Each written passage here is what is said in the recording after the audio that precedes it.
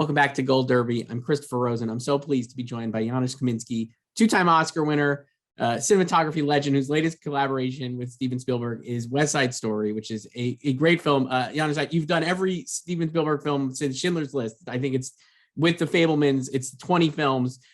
I guess let's start there. How is your relationship and creative relationship with him developed over, 20 films and 20-30 years at this point? Well, clearly the relationship is working. 20 films over 25 years together. That's a long track record.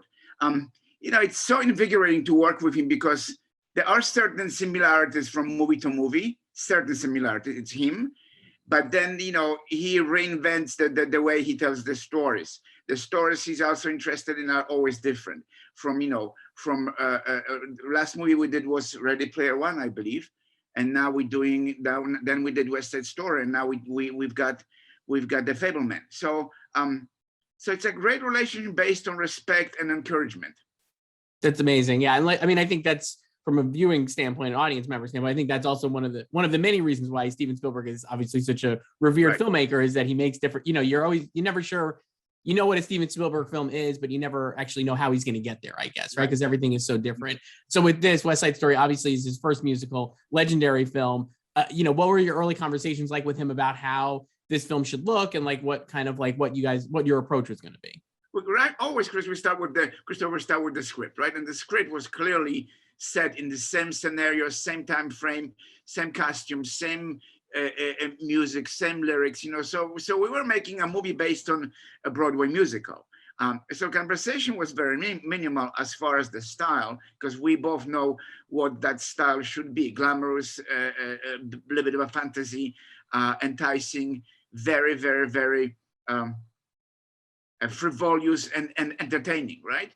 We both attended rehearsals between the choreographer, Justin Peck, and his wife, who was his associate, and Steven and me, all the cast. So we've watched the guys rehearsing the dances, and it was very clear that the physicality and the beauty of the dance was so beautiful, so amazing, that we needed to be there with them, with the camera. And since they are dancers and they're very precise, we could place our camera based on their movement, on the places where they land, knowing that there will be no mistake. They are professional dancers. They're more in tune with their bodies and positions than the stuntmen. So we knew that once we place the camera where they land, we can do that, and we can follow them through the dance number and be with them as they're moving through the landscape of New York. Of course, you don't want to be too tight, because then you're losing the beauty of the dance. So we always try to stay in wider shots and see the beauty of the dance, see the choreography, see the costumes, see the story as it opens up as they travel to the city.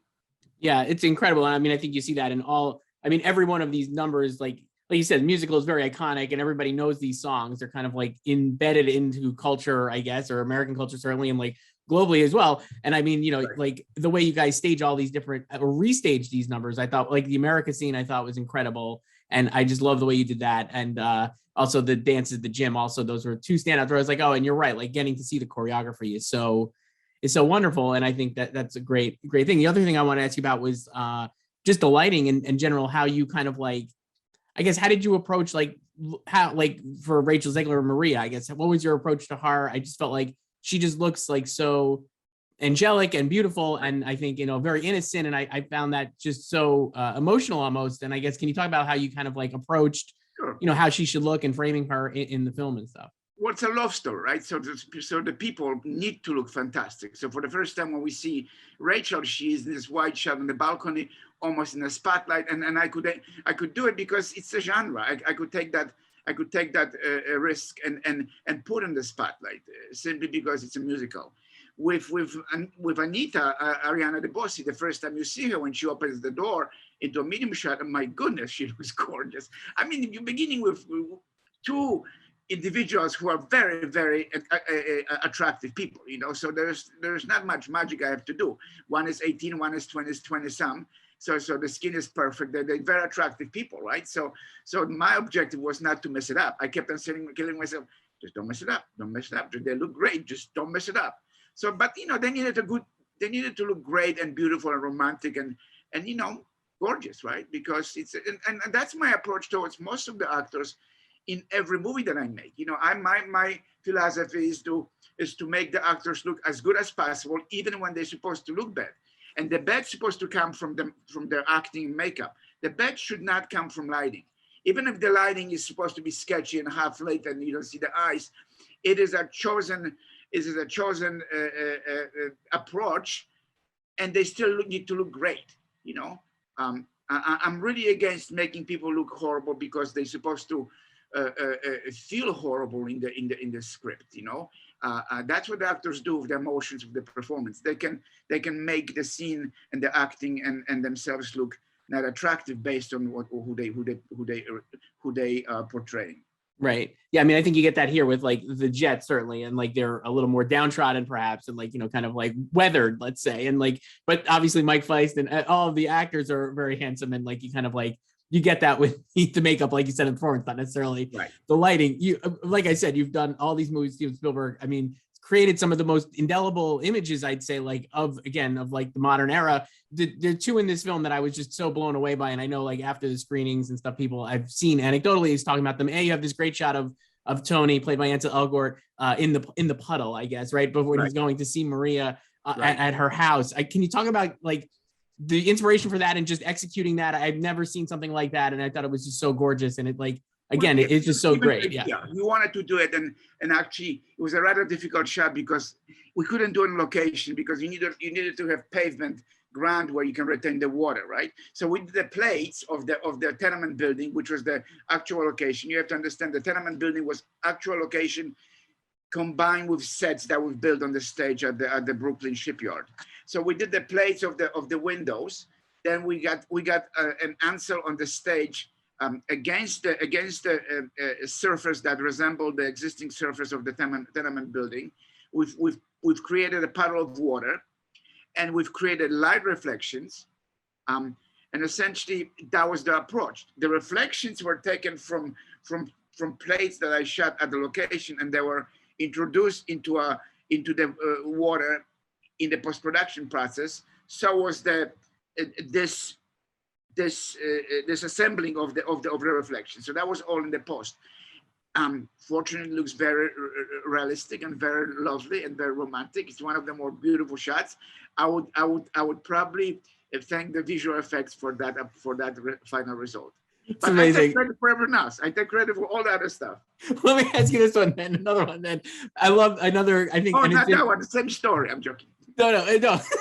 in the trailer, and obviously for people who've seen it, when you go to the Rumble and so because you couldn't really have two lights interacting with each other simultaneously because the shadows would cancel each other. So we placed the camera at the proper angle. We locked the camera. We let the jets come from one side with the shadows. Then we turn the lights off on the right side, get rid of the jets, and we send the sharks, right? And the sharks came from the other side, and we were able to do it in such a way where the shadows would not cancel each other. It's incredible. I think it just looks so great. And I mean, is that something then, are you like, I guess, how do you think, is that something you're testing out? Like, how do you kind of approach that and make sure it's going to, how do you know it's going to look good? Well, I mean, you know it's going to look good because you're seeing it, right? So you know it's going to look good. You just got to have a director who wants to do that, you know, and who's got that idea of you know, introducing the shadows. And Steven loves shadows, and that's why the collaboration is so good, because we are very much interested in creating the same imagery. So the shadows, the half light, the backlights. We tend to get away from backlights a little bit because the store is becoming a little bit more contemporary, and the backlights become a little bit too outdated. But this movie allowed it for itself to have lots of backlights and lots of romantic lighting. You know, you need someone who's very interested in visual storytelling. You know, someone who wants to not just tell the story through actors and through the words, but also through visuals. You know, since Peter Bogdanovich died, I just watched the documentary that he made about John Ford, you know, and it just was amazing. This was the first time I saw it, you know, I should have seen it earlier. I mean, John Ford was very much into telling the story through visuals, through wide shots, through being very sparse with his camera. And to some degree, there are some similarities in terms of, you know, telling the stories in John Ford's work and Steven's work, except Steven is much more kinder and much more kind of person, right? Yeah. But it was an amazing documentary. And actually, in The Fableman, when you see the movie and you watch the documentary about John Ford, Steven talks about one particular moment when he meets John Ford. So you have to see the documentary and then to see The Fableman and see how exactly the exact similarity between what happened in real life to him and how we recreated it in The Fableman. Right. I mean, I think it's incredible. You're right. I mean, like Steven Spielberg, obviously he's like, you don't need me to, I mean, he's an incredible visual storyteller, like you said, because I think like, he has these great, the film is great. The script by Tony Kushner, I think, is wonderful. It's so good. But if you had no dialogue and nothing, if you just watched it like with the sound off, you're still getting a very, you're getting the story because of his way the way he tells the stories visually, and it's so clear what's happening and like so creative and stuff. When I guess, I mean, you've worked with him so much on the set. Is he like, are you guys, I'm sure it's very planned out and you're like, but is there spontaneity at times too? Like where you're like, okay. Yes. Because, once you have things plan out too much, then it becomes too mechanical, and we don't want to. We're too old to do mechanical stuff. So we know what we're doing in terms of the intention, but seldom we have storyboards. We only have storyboards when the sequence requires extensive stunts or visual effects. So, for example, the sequence where when Ansel is climbing the staircases, getting up to Rachel, that had to be a storyboard because we needed to create rigs, we needed to put him on the wire, we needed to build sets according to those shots. But the rest of the movie was very much spontaneous, and it was very clear that spontaneity comes from experience, right? Once you see how the scene unveils at the actual location versus rehearsal stage, then you realize how to make the film, how to photograph it. Yeah. Can I ask you one more thing about the cool sequence I really love too? And I guess, was that also storyboard, or is that like a little bit of both? This is fantastic because it started with the storyboards, and clearly, but we got it right there, and just it was very clear that storyboards were not relating to what the dancers were doing. And Steven immediately said, "Okay, well, I see how this goes." He put the storyboards away, and we started without the storyboards, which was very interesting because that was the first shooting day. It was very difficult 3 days simply because of the lighting was constantly changing. It was an existing location where Adam Stackhauser created this beautiful set. But I had to deal with external elements, which is sun, clouds, and overcast. We shot on I think it was at not Greenpoint, Cook, somewhere on the water. Brooklyn Navy Yard, right? Brooklyn or something? Navy Yard, across from the Brooklyn Navy Yard. Yeah. And the elements were right there. So it was a difficult 3 days, but we've managed to. Actually, I felt it was a much more successful scene than what I expected to be from the visual standpoint. When you're doing that too, are you like, I mean, like, you're right. I'm thinking of like just what you said there. I was thinking about like the skies and stuff. I feel like the sky, it feels again, like very romanticized, let's say, or whatever. Is that like, are you capturing that? Or like, is that like, how are you capturing the skies? And like, how do you think about that to make it look like the way it does, where it almost looks unreal, but like real, if you know what I mean? Like, yeah. I think the city is a big element of the storytelling. That's why the city was always photographed bigger than life, right? Particularly the night stuff towards the end of the movie. It's such an iconic element in this particular movie. It's, first of all, the neighborhood is disappearing, so you want to reflect that through imagery. And I wanted to make the city bigger than life, right? And show the beauty of the city, and show the juxtaposition of foreground element that is almost silhouetted against the blue sky, So that's the kind of a classical American New York storytelling, where the city almost, you hear the voiceover, the city of crime and decadence, Yeah. So that was the aim, proper aim, yeah. Yeah, and do you have? I mean, like, just talking about this. I mean, obviously, I'm sure your like your knowledge of film is incredible. And obviously, this is like a film. There is a West Side Story, but did you talk about other musicals? Or did you go back and like look at? I mean, like what, like when you started, you even need to do that? We don't look at other movies, Yeah. And in fact, we talk very little about what it should be. I think again, going back to the relationship, we're both making the same movie. It's not that I want to make this much darker and grittier story, and he says, "Well, wait a minute. We thought we're making recreating Broadway musical." No, it's very clear what we're doing. Sometimes the angles will be I'm usually very careful how I photograph people. So sometimes the low angles are not very, very flattering, particularly if it's romantic scene. Even on someone who's 18 years old, you want to bring the camera slightly higher. You look at a human's face and you realize certain lenses at certain angle don't work so well. When you have a round face like me, you don't want to go with telephoto. You want to go wide angle. You don't want to be straight on. You go a certain angle. So that's where the not even conversation happens, but it's just natural. He trusts my judgment in terms of what's going to look the right way in terms of the lenses and the lighting for certain shots. And then last one, yeah, no, that makes sense. And then last one here, just not to totally continue to ask you about certain shots, but I love the film so much. In the gym, you have the first time Maria sees Tony. That again, another iconic moment. I love the way that looks. It is again not like it just is surprise again. Like a great thing about the film is that even though it's a remake and like a readaptation of a very older text. Right. There were a lot of moments that surprised me. That was one of them. Can you talk about like setting up that first time that Maria sees Tony? I guess. Romance again. Romance and suspense. Who is this guy? There she is with this guy who is kind of traditional Chino, and she's almost beginning to like him when this Hedy comes in, which is Ansel, and immediately the attraction happens right there. So how do you do it? There are various ways. We did a little bit of the slow motion, we did a little bit of the lighting, a lot of it actually with lighting, a little bit with flares to create that kind of a magical moment, right? The most obvious way would be, slow everything down, but that's very, very traditional. We wanted to do more than just that, And she was lit in a way that, again, she stood out from the crowd, not just because she had a white dress, but she stood out from the crowd. When he comes in, it's the camera kind of pans from Mike. And Tony walks through the room like, almost like he owns the space, So that's staging and choreography and putting the camera at the right place to establish the importance of the character. And then through lighting and through the flare and through editing, you establish the relationship of, he's watching her, she's watching him.